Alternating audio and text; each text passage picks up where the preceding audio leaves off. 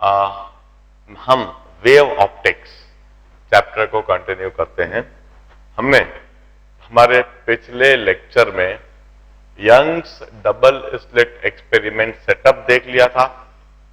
उसके जो एक्सपेरिमेंट के जो ऑब्जर्वेशंस थे, उन ऑब्जर्वेशंस को हमने समझ लिया था और किस तरह से वह ऑब्जर्वेशन को न्यूटन की कॉर्पस्कुलर थ्योरी एक्सप्लेन नहीं कर पाई और किस तरह से उस ऑब्जर्वेशन को हाइजन की वेव थ्योरी ने एक्सप्लेन कर दिया था। यह बात हमने समझ ली थी और हमने condition of bright fringe, condition of dark fringe, मतलब कंस्ट्रक्टिव इंटरफेरेंस, डिस्ट्रक्टिव इंटरफेरेंस, यह बात हमने हमारे पिछले लेक्चर में समझ ली। अब मैं उसी यंग्स डबल स्लिट एक्सपेरिमेंट को फर्दर और भी एलाबोरेट में समझाता हूं और उसकी सारी कंडीशंस को, उसमें सारे डेफिनेशंस को, वह सब कुछ बताता हूं। I will start with standard Young's double slit setup. Standard Young's double slit experiment. देखिए इधर मैंने बिल्कुल स्पेसिफाई कर दिया है standard Young's double slit setup. Means इस जगह पर मैं एग्जैक्टली वह सेटअप बनाऊंगा और वह सेटअप बताऊंगा, उसे समझाऊंगा जिसे यंग्स ने एक्सपेरिमेंट के दौरान बनाया था और इस्तेमाल करता था। इसके बाद स्टैंडर्ड सेटअप और इससे रिलेटेड सभी इंफॉर्मेशन समझने के बाद फिर हम मॉडिफाइड सेटअप समझेंगे, जहां पर थोड़े कंसेप्ट और डेफिनेशंस में थोड़ा फर्क आएगा। सबसे पहले मॉडिफाइड सेटअप को समझने से पहले हम स्टैंडर्ड सेटअप को समझते हैं। देखिए स्टैंडर्ड सेटअप में उसने एक मोनोक्रोमैटिक सोर्स लिया था। मोनोक्रोमैटिक सोर्स जिसका की वेवलेंथ लैम्डा है और इसके सामने उसने एक सिंगल स्लिट बनाई थी। यह सिंगल स्लिट एस और इस सिंगल स्लिट के सामने ऑलमोस्ट सिमेट्रिकली उसने डबल स्लिट बनाई थी। यह S1 और यह S2 और इसके सामने उसने स्क्रीन रख दी थी और स्क्रीन की यह पॉइंट ऑफ सिमेट्री O।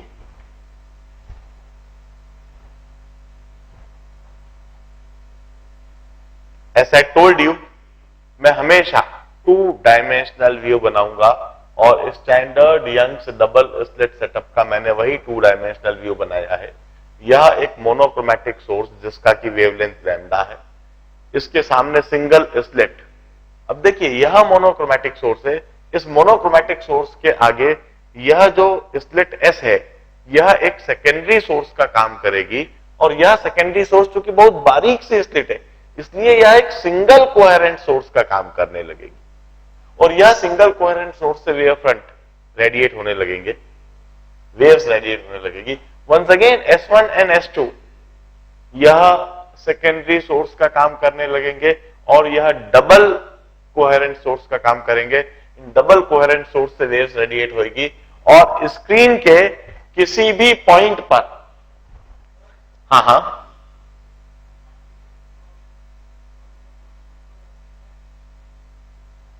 एक और बात पूछो जो पूछ रहे हो, थोड़ा माइक पास में ले लेना बस।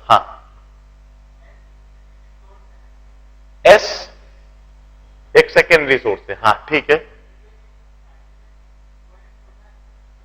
देखिए वंस अगेन मैंने कहा यदि ये बिल्कुल बारीक होगा बिल्कुल फाइन स्लिट होगी तो इसको आप कोहेरेंट सोर्स के रूप में ट्रीट कर सकते हो, ऑल्दो प्रैक्टिकली तो ये कोहेरेंट सोर्स नहीं होगा, but you can treat it as coherent source. Definitely मतलब काम तो होगा आपका, काम तो होगा, क्योंकि आगे तो हम ये जिस भी फेस पर हो, ये जिस भी फेस पर हो, भले ही ये कोहेरेंट नहीं हो, मगर S1 और S2 ये तो डबल कोहेरेंट सोर्स फिर भी काम करेंगे ना, इनका फेस तो बिल्कुल फिक्स होएगा। इसके रेस्पेक्ट में S1 और इसके रेस्पेक्ट में S2 फिक्स फेस पर होंगी। तो हमें तो खासकर S1 और S2 के डबल कोहेरेंट होने से मतलब है। आगे जो इंटरफेरेंस हो रहा है वो S1 से आने वाली वेव और S2 से आने वाली वेव से हो रहा है। तो इसका फेस हो सकता है समय समय के साथ बदल भी रहा हो, मगर S1 और S2 कांस्टेंट फेज डिफरेंस पर हमेशा होगी। अब यह कोई पॉइंट P है, इस पॉइंट P पर intensity at this point P is given by 4 times intensity of slit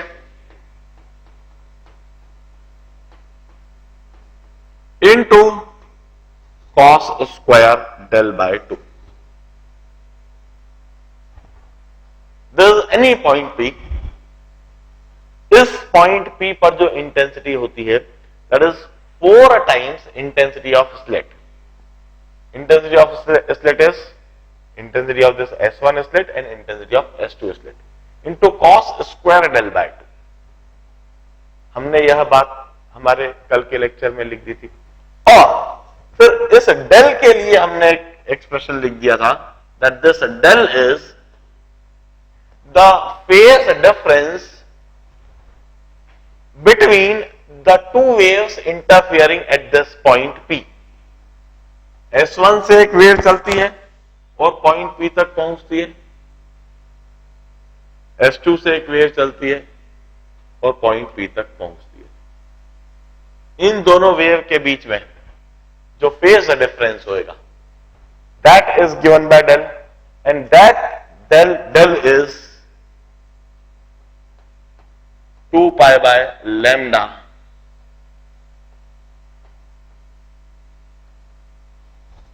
into path difference. This is the phase difference between the two waves which are interfering at point P. मतलब point P पर intensity वह path difference पर निर्भर करेगी। अब यह path difference point P पर interfere होने वाली दोनों वेव्स के बीच में पाथ डिफरेंस क्या होगा, मैं उसे डिटरमाइन करने की कोशिश करूंगा, और उसे डिटरमाइन करने के लिए मैं ज्योमेट्री क्या कंसेप्ट अप्लाई करूंगा। देखिए, सबसे पहले मैं कह देता हूं, स्लिट और स्क्रीन के बीच की दूरी capital D. Capital D is the distance between the slit and screen.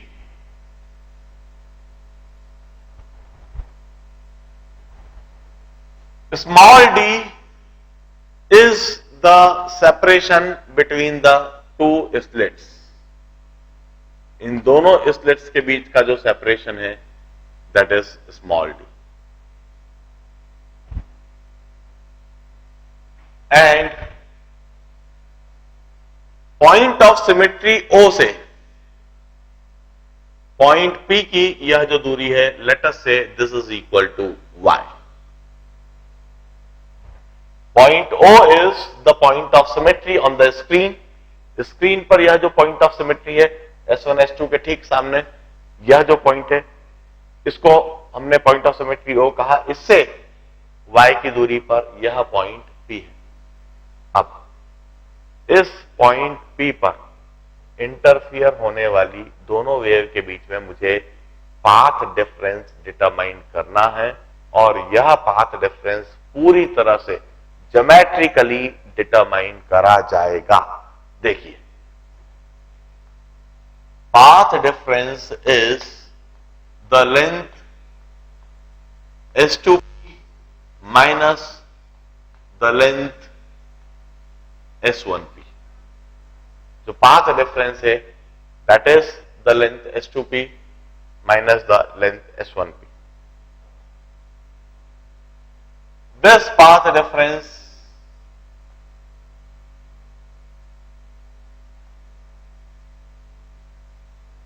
is equal to, अब लेंथ S2P, इसे लिखने के लिए मैं पाइथागोरस थ्योरम अप्लाई करता हूं। देखिए,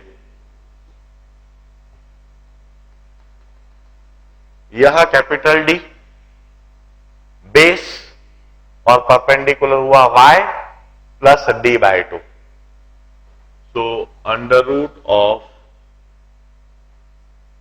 d square plus y plus d/2 whole square minus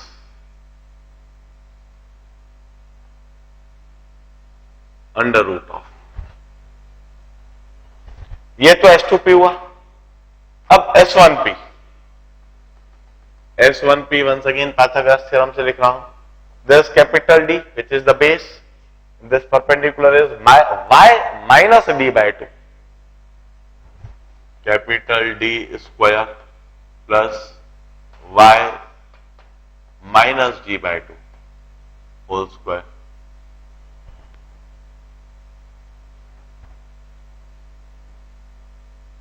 हमने इस तरह से पाथ डिफरेंस लिखा। मैं कैपिटल डी थ्रू आउट इस एक्सप्रेशन से बाहर निकाल लेता हूं। अब जो अंदर बचा रह गया 1 plus d/2 whole square by D square to the power half minus 1 plus y minus d/2 whole square by capital D square to the power half. बड़े ध्यान से देखें, कैपिटल D कॉमन आया तो स्क्वायर ब्रैकेट के बाहर मैंने capital D इधर से भी बाहर निकाल लिया। इधर 1 बचा, 1 plus y plus d/2 upon capital D square to the power half minus 1 plus y minus d/2 by capital D whole square to power half. अब ये जो कैपिटल D है और स्मॉल d है और ये जो y है, इनके बारे में मैं कुछ इंफॉर्मेशन देता हूं। बड़े ध्यान से सुनना और इसको लिखना भी। जो स्मॉल d होता है, small d, the separation between the two slits, this separation is in the range of few millimeters। ये यदि 4 या 5 मिलीमीटर हो जाए तो बहुत ज्यादा हो जाता है। यह दोनों स्लिट के बीच में जो सेपरेशन हम रखते हैं, यह जनरली 0.1 मिलीमीटर, 0.2 मिलीमीटर या 0.5 मिलीमीटर या 1 मिलीमीटर या 2 मिलीमीटर या 3 मिलीमीटर, 4 या 5 मिलीमीटर एक बहुत ज्यादा वैल्यू होती है। इतना ज्यादा डी हो जाने पर फिर इंटरफेरेंस पैटर्न दिखता नहीं। इंटरफेरेंस पैटर्न देखने के लिए इस डी की वैल्यू 1 या 2 मिलीमीटर के रेंज में होनी चाहिए। 1 या 2 मिलीमीटर की रेंज में होगी तो बहुत अच्छा इंटरफेरेंस पैटर्न दिखता है। अब ये y, what is this y? y is the distance over which interference pattern is seen on the screen. Screen पर जो इंटरफेरेंस पैटर्न दिख रहा है, पॉइंट O से कितना ऊपर और पॉइंट O से कितना नीचे, ये जो इंटरफेरेंस पैटर्न दिखता है ये 1, 2 या 3 या 4 या 5 सेंटीमीटर तक दिखता है, इससे ज्यादा नहीं दिखता। 5 सेंटीमीटर तक यदि आपको इंटरफेरेंस पैटर्न दिखने लग गया तो आपको बेहतरीन इंटरफेरेंस मिल रहा है। जनरली 1, 2 या 3 सेंटीमीटर तक बनता है, यह छोटे से में बनता है। और ये जो कैपिटल डी होता है, this capital D is generally in the range of 50 centimetre और 1 मीटर और 2 मीटर अप टू इंफिनिटी। ये जो स्क्रीन की दूरी होती है ये 20 सेंटीमीटर से ज्यादा ही होती है, 25 सेंटीमीटर से ज्यादा ही होती है। Generally this distance of screen would be either 25 centimeter or 50 centimeter or 80 centimeter or 1 meter or 2 meter or 3 meter और 4 मीटर, इससे ज्यादा ही होगी। अब जरा सोचिए, y की वैल्यू मैंने कही 1 या 2 या 3 सेंटीमीटर, d की वैल्यू मैंने कही 1 या 2 या 3 मिलीमीटर, और कैपिटल D मैंने कहा it's in metres. So this y plus d by 2 upon capital D, this quantity is going to be negligible value, इसका स्क्वायर हो रहा है, इसका भी स्क्वायर करा जा रहा है, तो this quantity is going to be negligible। ये होगा 1 plus x to the power half, where x is a very small value। यह जो क्वांटिटी है बहुत छोटी है, and I can always apply binomial approximation। इस जगह पर मैं बाइनोमियल अप्रोक्सीमेशन लगा सकता हूं और मैं यह लिख सकता हूं path differences capital D into 1 plus into y plus d by 2 by capital D whole square. 1 plus x to the power n is equal to 1 plus n x minus 1 minus half into y minus d by 2 by capital D whole square। इस तरह से हमने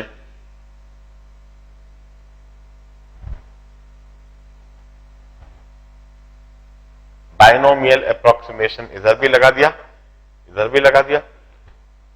binomial approximation लगाने से फायदा यह हुआ कि यह 1 कैंसिल हो गया, +1 और -1 कैंसिल हो गया।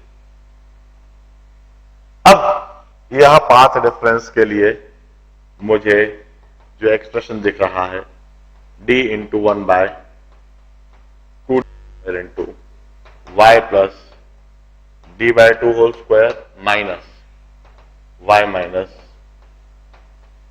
D by 2 whole square.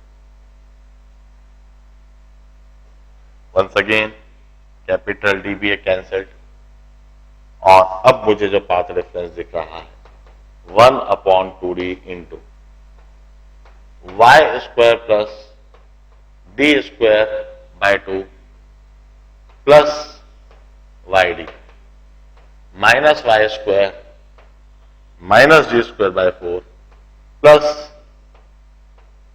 Y D.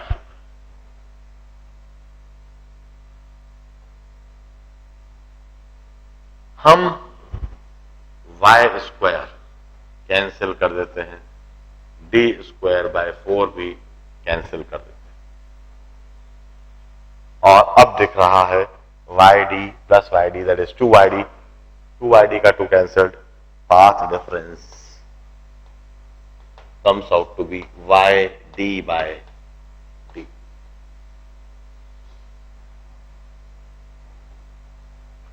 हमने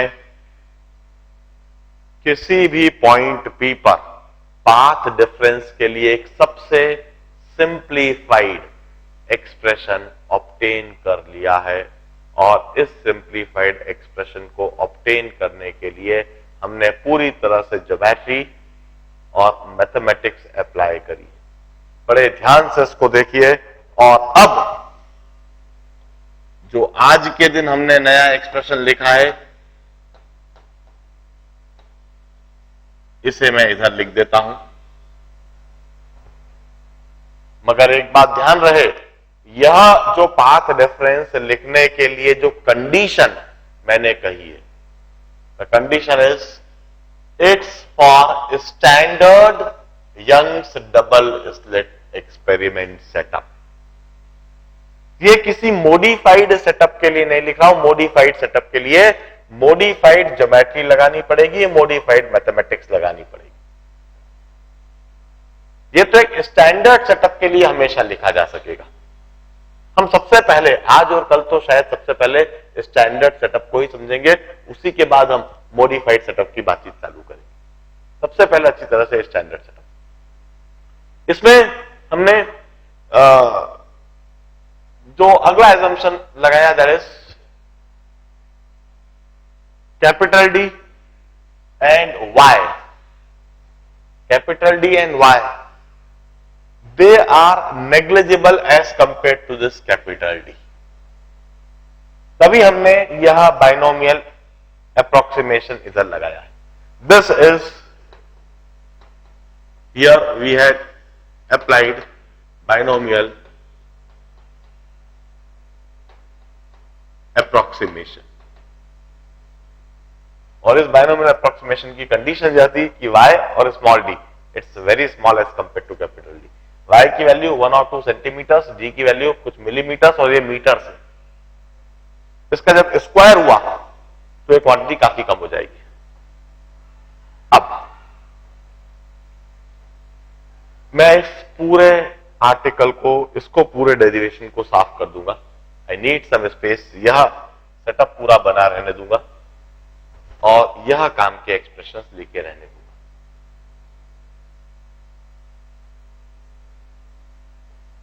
अब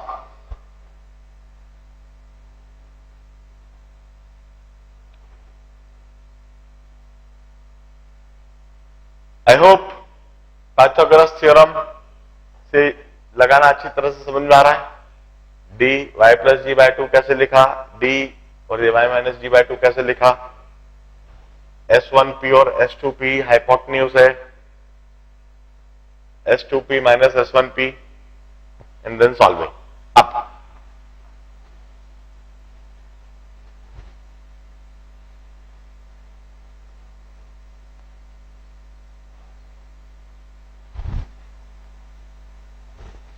अब यदि मुझे पॉइंट P पर ब्राइट फ्रिंज चाहिए,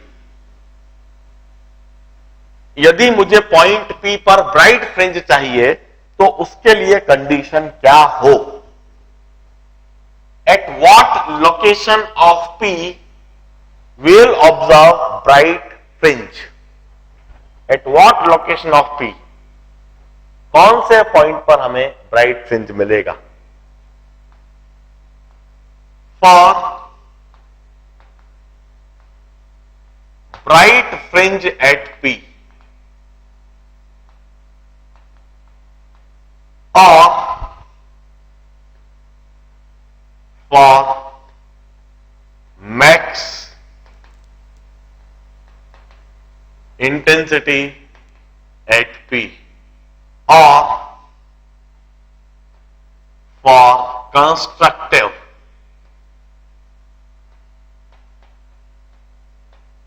इंटरफेरेंस एट P.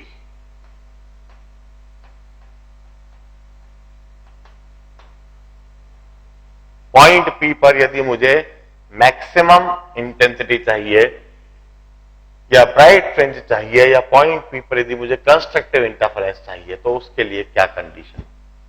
उसके लिए कंडीशन मैंने ऑलरेडी लिख रखी है. पॉइंट P पर फेज डिफरेंस होना चाहिए even multiple of pi. Interfering waves must be in same phase. और इंटरफेयरिंग वेव्स सेम फेज में तब होती है जब फेज डिफरेंस होता है even multiple of pi. Phase difference यदि इवन मल्टीपल ऑफ पाई हुआ, यह 2n पाई हुआ तो 2 पाई कैंसिल हो जाएगा. Path difference must be n lambda और even multiple of lambda by 2.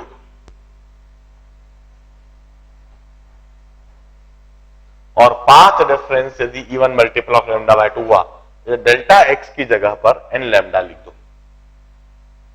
Delta x की जगह पर यदि हम n लैम्डा लिख देंगे then you will observe y is equal to, इधर n लैम्डा लिखिए और फिर कैपिटल D को ऊपर ले जाइए, स्मॉल d को नीचे ले आइए. y is equal to lambda capital D by small d. y must be equal to lambda capital D by small d. Path difference n lambda, y is equal to lambda capital D by small d. कैसे आ रहा है, ध्यान से देखिए, इसको equal to n lambda कर दिया मैंने, this path difference is equal to n lambda, sorry n into lambda D by d, n term भी होगा इधर, n into lambda D by d, y is equal to n into lambda capital D by small d.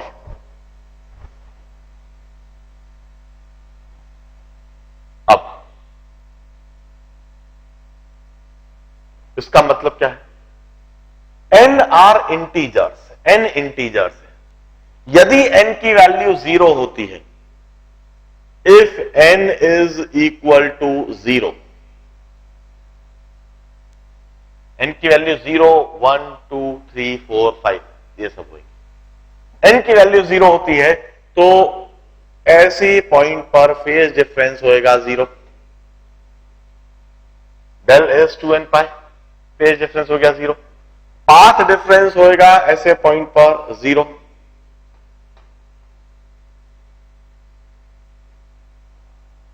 और path difference 0 हुआ तो y, इधर भी n की value 0 कर दूं, y इज इक्वल टू 0।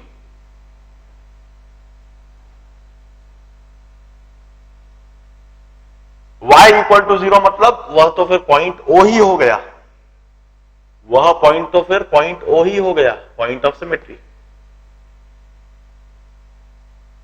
मतलब पॉइंट ओ पर दो वेव्स आकर इंटरफियर करेंगी, S1 से भी एक वेव पॉइंट O पर इंटरफियर करेंगी, पॉइंट ऑफ सिमेट्री पर इंटरफियर करेंगी, और S2 से भी एक वेव इस पॉइंट ऑफ सिमेट्री पर आकर इंटरफियर करेंगी। यह दोनों इंटरफियरिंग वेव, इन दोनों में पाथ डिफरेंस 0 होगा, इन दोनों इंटरफियरिंग वेव में पाथ डिफरेंस 0 होगा। क्यों पाथ डिफरेंस 0 होगा? क्योंकि यह पॉइंट ऑफ सिमेट्री है। S1 से आने वाली वेव जितनी दूरी चलेगी उतनी ही S2 से आने वाली वेव दूरी चलेगी। जब दोनों वेव ने सेम डिस्टेंस ट्रेवल करा तो पाथ डिफरेंस ऑफ कोर्स 0 ही होना है। और यदि पाथ डिफरेंस 0 हुआ तो उन दोनों इंटरफियरिंग वेव के बीच में फेज डिफरेंस भी 0 होएगा। n इक्वल टू 0 के कॉरस्पॉन्डिंग है, इस जगह पर एक ब्राइट फ्रिंज बन जाएगा, एक ब्राइट फ्रिंज बनेगा और उस ब्राइट फ्रिंज को हम कहेंगे central bright fringe, central bright fringe.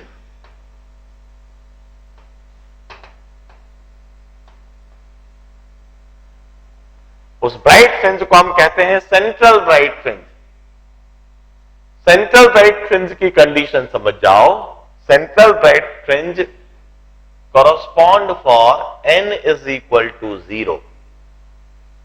It correspond for 0 phase difference, 0 path difference. It's generally lying on the point of symmetry on the screen. Y equal to 0 पर यह central bright fringe होती है। अब for n is equal to 1, n is our integers, n की value 0 के बाद में possible value 1 है, n is equal to 1, मैं इधर n equal to 1 रख देता हूं। Phase difference is 2 pi, path difference is lambda,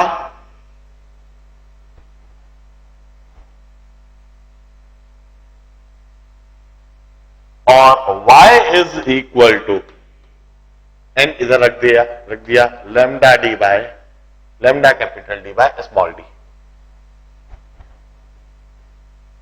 और ऐसे दो पॉइंट बनेंगे। एक पॉइंट O के ऊपर होगा कहीं इधर, और एक पॉइंट O के नीचे होगा कहीं इधर। पॉइंट O से कितना ऊपर? पॉइंट O से lambda capital D by small D ऊपर, और पॉइंट O से कितना नीचे? इतना ही नीचे। एक पॉइंट ऊपर होगा, एक पॉइंट नीचे होगा। इस पॉइंट पर वंस अगेन S1 से वेव आएगी और S2 से वेव आएगी और यह दोनों वेव इंटरफेयर करेंगी और इन दोनों इंटरफेयरिंग वेव में पाथ डिफरेंस लैम्डा का होगा। पाथ डिफरेंस लैम्डा का होने से उन दोनों इंटरफेयरिंग वेव में फेज डिफरेंस 2 पाई का होगा। n इक्वल टू 1 के करस्पॉन्डिंग है। इस जगह पर जो ब्राइट फ्रिंज बन जाएगी उसको हम कहेंगे first bright fringe. First bright fringe. और इस तरह की दो फर्स्ट ब्राइट फ्रिंज होगी। इधर मैं कहता हूं फर्स्ट ब्राइट, इस जगह पर फर्स्ट ब्राइट। पॉइंट ओ से एक ऊपर और पॉइंट ओ से एक नीचे, दो फर्स्ट ब्राइट फ्रिंज बनेगी। अब मैंने कल जो कंडीशन समझाई थी ना उसको बड़े ध्यान से खोलकर देखना। ब्राइट फ्रिंज की कंडीशन कल मैंने लिखवा रखी है, उसी कंडीशन को मैं इधर अप्लाई करवा रहा हूं। ब्राइट फ्रिंज की कंडीशन में सारी बात मैंने लिख रखी थी। आज तो सिर्फ एक ही पॉइंट ऐड करा है मैंने कि किसी भी पॉइंट पर पाथ डिफरेंस यह होता है और ब्राइट फ्रिंज के लिए पाथ डिफरेंस एल लैम्डा करना है हमको। तो इससे हम y की लोकेशन समझ रहे हैं कि कहां कहां पर ब्राइट फ्रिंज बन रही है। एक हमने ब्राइट फ्रिंज की लोकेशन समझ ली ठीक स्क्रीन के बीच में, फिर हमने फर्स्ट ब्राइट ऊपर और नीचे। अब हम सेकेंड ब्राइट की बात करते हैं। सेकेंड ब्राइट की हम कैसे बात करेंगे? n इज इक्वल टू 2 रख देते हैं। n is equal to 2। Phase difference इस जगह पर हो जाएगा 4 pi. Path difference 2 lambda. y is equal to 2 lambda capital d y small d. Once again ऐसे दो पॉइंट होंगे, पॉइंट ओ के ऊपर और पॉइंट ओ से नीचे। यह फर्स्ट ब्राइट तो lambda capital D by D की दूरी पर था, ये 2 times lambda capital D by D, मतलब कहीं इधर ऊपर और कहीं इधर नीचे। इस जगह पर हमें सेकेंड ब्राइट फ्रिंज मिलेगा। यह जो ब्राइट फ्रिंज बनेगी इसे हम कहेंगे सेकेंड ब्राइट। इसी तरह से n इज इक्वल टू 3 के corresponding phase difference 6 pi, path difference 3 lambda, y is equal to 3 lambda capital D by small d, और इसको हम कहते हैं थर्ड ब्राइट। और ऐसी दो थर्ड ब्राइट बनेगी, एक ऊपर और नीचे।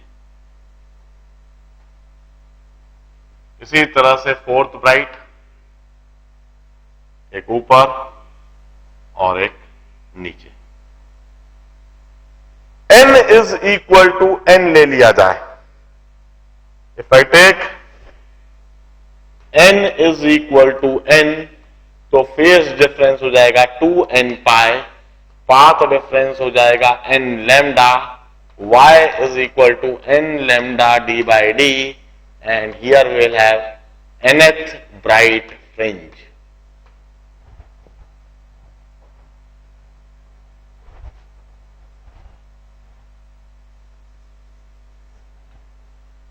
These are the location of bright fringe. यह ब्राइट फ्रिंज की लोकेशन। अब हम डिफाइन करते हैं fringe width of bright fringe. हम एक टर्म इंट्रोड्यूस कर रहे हैं, fringe width of bright fringe.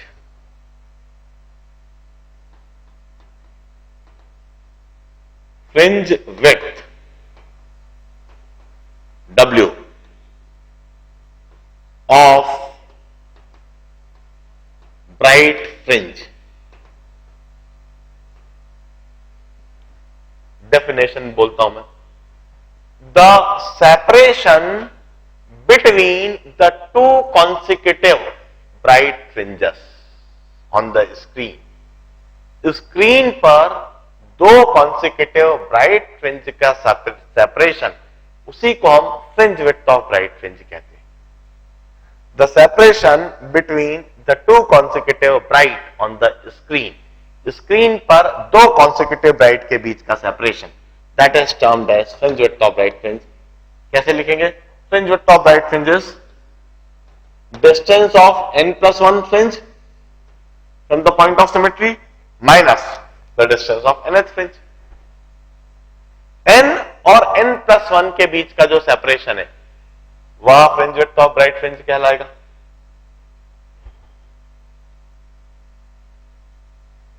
मैं इसे सॉल्व कर देता हूं। n+1 की दूरी होगी n+1 lambda capital D by D minus nth fringe की दूरी होगी n lambda D by D.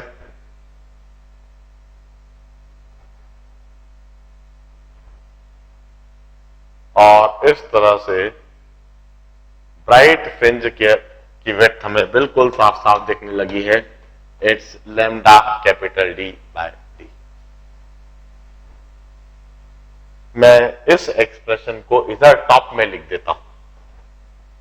इसे टॉप में इसलिए लिख रहा हूं क्योंकि शायद ये सबसे इंपॉर्टेंट एक्सप्रेशन है। ऑलमोस्ट हर प्रॉब्लम में फ्रिंज विड्थ की चर्चा तो होती ही है। यह fringe width of bright fringe lambda capital D by small D रट लो। खैर नहीं भी रटो तो इतने सवाल करा दूंगा कि अपने आप रट जाएंगे।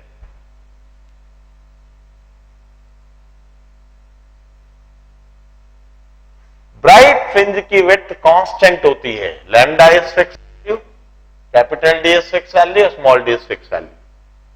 मतलब सेंट्रल ब्राइट और फर्स्ट ब्राइट के बीच की जो दूरी है वही फर्स्ट ब्राइट और सेकेंड ब्राइट की दूरी होगी, वही सेकेंड ब्राइट और थर्ड ब्राइट की दूरी होगी, वही थर्ड ब्राइट और फोर्थ ब्राइट की दूरी होगी, और वही nth ब्राइट और n+1th ब्राइट की दूरी होगी। Fringe width of bright fringe remains constant, मतलब दो ब्राइट के बीच की दूरी फिक्स होती है। अब ब्राइट फ्रिंज के बारे में यह सारी बातें लिखने के बाद अब इसी तरह से मैं दोबारा लिखूंगा डार्क फ्रिंज की लोकेशन, कि अब इस स्क्रीन पर डार्क फ्रिंज कहां कहां और कैसी कैसी बनेगी। ध्यान से इस चीज को पूरा नोट डाउन कर लीजिए।